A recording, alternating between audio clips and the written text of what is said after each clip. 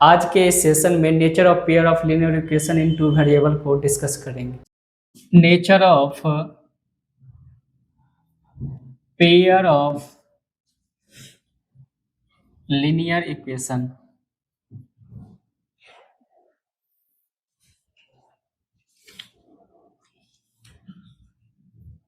दो चर वाले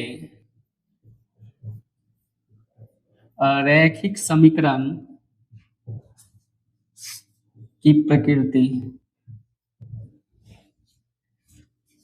जब हम दो चर वाले रैखिक समीकरण का आलेख खींचते हैं किसी प्लेन में, तो वो ग्राफ हो सकता है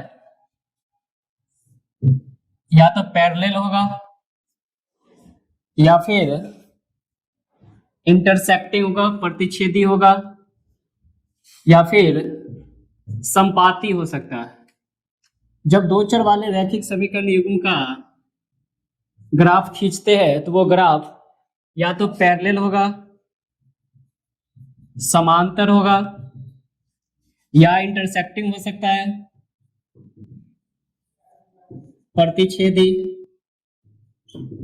या कोइंसिडेंट संपाती हो सकता है। तो जब दो चर वाले रैखिक समीकरण का आलेख खींचते हैं किसी प्लेन में, तो वो ग्राफ या तो समांतर हो सकता है, या फिर प्रतिच्छेदी हो सकता है, या फिर संपाती हो सकता है। अब इसमें नंबर ऑफ सॉल्यूशन, जब दो चर वाले रैखिक समीकरण युग्म की बात करते हैं तो नंबर ऑफ सॉल्यूशन जो होता है, हल की संख्या, वो ग्राफ जितने जगह पे इंटरसेक्ट करता है उसमें उतना ही नंबर ऑफ सॉल्यूशन होता है। जैसे समांतर की अगर बात करते हैं तो समांतर ग्राफ जो है इसमें एक भी पॉइंट जो है कॉमन नहीं है, तो इस केस में नंबर ऑफ सॉल्यूशन जो होगा वो 0 होगा। नंबर ऑफ सॉल्यूशन 0 होगा। वही इंटरसेक्टिंग की अगर बात करते हैं तो इंटरसेक्टिंग लाइन जो है वो केवल एक ही जगह पे इंटरसेक्ट करता है, एक ही जगह पे प्रतिच्छेद करता है, तो इस केस में नंबर ऑफ सॉल्यूशन जो होगा वो 1 होगा। और संपाती के केस में, कोइंसिडेंट के केस में, दोनों ग्राफ में इनफाइनाइट नंबर ऑफ पॉइंट्स है जो कॉमन है, तो इस केस में नंबर ऑफ सॉल्यूशन जो होगा वो अनंत होगा, इनफाइनाइट होगा। अब इसके लिए मैथमेटिकल कंडीशन है कि किसी भी ग्राफ का, किसी भी दो चर वाले रैखिक समीकरण का कैसे हम डिसाइड कर सकते हैं देख करके वो ग्राफ समांतर होगा, प्रतिच्छेदी होगा, इंटरसेक्टिंग होगा, या फिर कोइंसिडेंट संपाती होगा। तो इसके लिए मैथमेटिकल कंडीशन होता है A1 by A2 equal to B1 by B2 not equal to C1 by C2। अगर जो जनरल फॉर्म होता है linear equation in two variable का, वो A1x plus B1y plus C1 equal to 0, A2x plus B2y plus C2 equal to 0। अगर condition A1 by A2 equal to B1 by B2 not equal to C1 by C2 अगर होता है, तो उस case में जो ग्राफ होता है वो पैरेलल होता है और नंबर ऑफ सॉल्यूशन, हल की संख्या जो होता है वो 0 होता है। अगर कंडीशन ये है, सेटिस्फाई कर रहा है कि A1 by A2 not equal to B1 by B2, अगर A1 by A2 not equal to B1 by B2 होता है तो उस केस में ग्राफ जो होता है इंटरसेक्टिंग होता है, प्रतिच्छेदी होता है, और नंबर ऑफ सॉल्यूशन जो होता है वो 1 होता है। अगर condition A1 by A2 equal to B1 by B2 equal to C1 by C2 अगर होता है, तो उस केस में नेचर ऑफ ग्राफ जो होता है कोइंसिडेंट होता है, संपाती होता है, और नंबर ऑफ सॉल्यूशन जो होता है वो इनफाइनाइट होता है। तो जितना भी जनरल फॉर्म होता है pair of equation in two variable का, वो A1x plus B1y plus C1 equal to 0, A2x plus B2y plus C2 equal to 0। अब पैरेलल इसका जब ग्राफ खींचेंगे प्लेन में, तो या तो पैरेलल हो सकता है, या तो इंटरसेक्टिंग होगा, या फिर कोइंसिडेंट होगा। जब पैरेलल होगा तो उस केस में नंबर ऑफ सॉल्यूशन 0 होगा, जब इंटरसेक्टिंग होगा तो नंबर ऑफ सॉल्यूशन 1 होगा, और जब कोइंसिडेंट होगा तो उस केस में नंबर ऑफ सॉल्यूशन इनफाइनाइट होगा। इसके लिए पैरेलल के लिए मैथमेटिकल कंडीशन है A1 by A2 equal to B1 by B2 not equal to C1 by C2। Intersecting के लिए कंडीशन है A1 by A2 not equal to B1 by B2, और कोइंसिडेंट के लिए, संपाती के लिए condition A1 by A2 equal to B1 by B2 equal to C1 by C2। A1 B1 A1 A2 जो होता है वो x का कोफिशिएंट होता है, जो B1 B2 होता है वो y का कोफिशिएंट होता है, और जो C1 C2 जो होता है वो कांस्टेंट टर्म होता है। अब जिस इक्वेशन में नंबर ऑफ सॉल्यूशन या तो एक हो या फिर एक से अधिक हो, जिस इक्वेशन में जिस दो चर वाले रैखिक समीकरण का हल की संख्या एक हो या एक से अधिक होता है, वैसे इक्वेशन को बोला जाता है कॉन्सिस्टेंट इक्वेशन। तो ये दोनों जो कंडीशन है कॉन्सिस्टेंट का है, संगत समीकरण का है।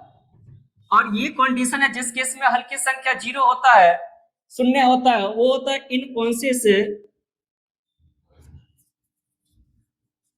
इनकॉन्सिस्टेंट इक्वेशन का, असंगत समीकरण का। तो जिस इक्वेशन में नंबर ऑफ सॉल्यूशन एक या एक से अधिक होता है उस केस में उस इक्वेशन को बोला जाता है कॉन्सिस्टेंट इक्वेशन, संगत समीकरण। अब संगत समीकरण में ये दोनों हो जाएगा, प्रतिच्छेदी भी होगा और संपाती भी होगा, क्योंकि प्रतिच्छेदी के केस में केवल एक हल होता है और संपाती के केस में इनफाइनाइट होता है। और कॉन्सिस्टेंट इक्वेशन बोलते हैं वैसे इक्वेशन को जिसमें नंबर ऑफ सॉल्यूशन या तो 1 हो या फिर मोर देन वन मतलब इनफाइनाइट, और 1 इसका मतलब इंटरसेक्टिंग ग्राफ होगा।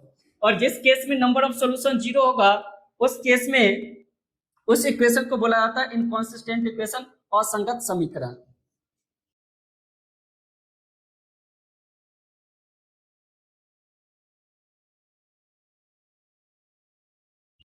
क्वेश्चन है फर्स्ट, इसमें समीकरण निकाय 6x minus 2y plus 9 equal to 0 और 3x minus y plus 12 equal to 0 का आलेख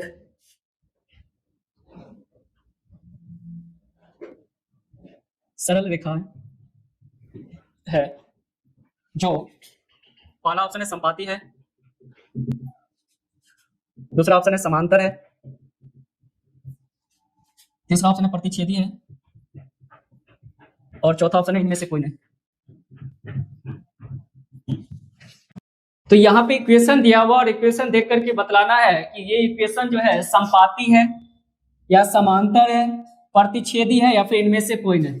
तो इक्वेशन दिया हुआ first 6x minus 2y plus 9 equal to 0, second option है 3x minus y plus 12 equal to 0। a1 का वैल्यू इस इक्वेशन में 6 है, b1 इक्वल टू माइनस 2 है, c1 इक्वल टू 9 है, a2 इक्वल टू 3 है, b2 इक्वल टू माइनस 1 है, और c2 इक्वल टू 12 है। यहाँ पे अगर a1 बाई a2 अगर निकालते हैं तो a1 बाई a2 का वैल्यू आता है 6 बाई 3, तो b1 by b2 minus 2 by minus 1 2, c1 by c2 है 9 बाई 12, कैंसिल करेंगे 3 बाई 4। तो यहां से दिख रहा है कि a1 by a2 equal to b1 by b2 है, not equal to c1 by c2 है। और ये कंडीशन जो होता है वो पैरेलल का, समांतर का होता है। इसका ऑप्शन हो जाएगा बी, सेकेंड समांतर।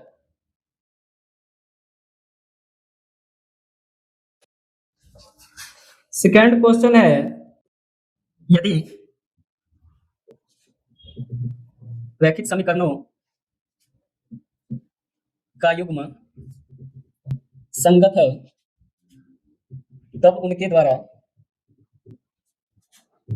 निरूपित रेखाएं होती है।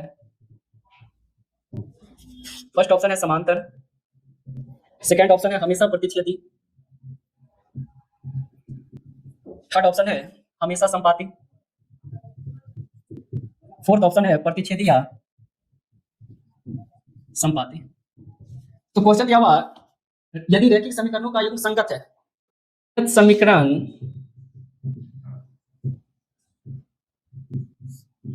कॉन्सिस्टेंट इक्वेशन का आलेख होता है, प्रतिच्छेदी हो सकता है या संपाती। प्रतिच्छेदी के लिए कंडीशन होता है a1 by a2 not equal to b1 by b2। संपाती के लिए कंडीशन होता है a1 by a2 equal to b1 by b2 equal to c1 by c2। यहाँ पे पूछा जा रहा था कि संगत समीकरण का आलेख होता है, तो प्रतिच्छेदी भी होता है और संपाती भी होता है। इसके लिए कंडीशन होता है कि a1 by a2 equal to अगर b1 by b2 के नॉट इक्वल टू अगर होता है तो प्रतिच्छेदी होता है। संपाती के लिए कंडीशन होता है a1 by a2 equal to b1 by b2 equal to c1 by c2। तो आलेख पूछा जा रहा था, ऑप्शन हो जाएगा फोर्थ, प्रतिच्छेदी या संपाती। क्वेश्चन है के किस मान के लिए समीकरण निकाय